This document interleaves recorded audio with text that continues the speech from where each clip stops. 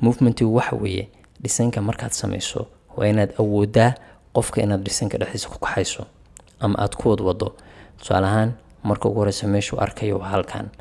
kadib wuxuu arki doonaa halkan kadib wuxuu arki doonaa halkan kadib wuxuu arki doonaa halkan ilaa meesha ugu dambaysa aad geyso waxaa la rabaa qofka inaad ku xisaabtanto laakiin si haddii aad iska sameynaysid dhisanka oo aadan ogeynba waxaad sameynaysid okay marka xaaladaad waa adag tahay graphic designer laguma sheegi karo just photoshop baa baratay photoshopkana dadka in lagu wareeriyo ma fiicna waxa fiican graphic design theory inaad wax ku ogtahay ugu yaraan wuxuu waa inaad ku ogtahay laakiin si haddaadan ogeyn waad kugu adkaanayaa qof professional inaad noqotid okay movement tusaale aynu ku qaadano waynu soo aragnay markaynu ka hadlaynay emphasis oo waxa ugu horeeya qofku arkayo inaad ku xisaabtantid movementiguna waa maxay waxa labaad uu arkayo waa maxay waxa saddexaad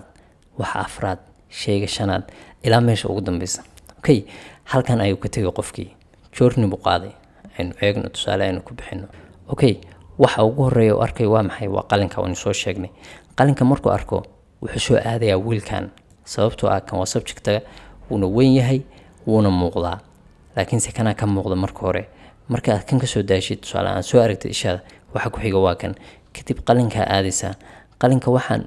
tiq uga dhigi waayay tusaale cadaan fuul uga dhigi waayay waa maxay sababtoo ah ma rabo inuu noqdo waxa koowaad ama waxa labaad inuu noqdo ma rabo waxaan rabaa 3 4 inuu soo galo kadib maxaa la aadaya halkan la aadaya wax suureeya qalinka wax suureeya intana la aadaya title-kan kadib waxa la aadaya description-ka halka ku qoran kadib waxa la aadaya loogada kadib waxa la aadaya call to action-ka meesha qofka ugu yeeri lahayd laakiin si qof xakan ka soo bilaabaya ma laha okay halkan ka bilaabaya kadibna waxa halka ku qoran baan eegaya kadib loogadan eegaya markaas waxaan imaanaya kuwan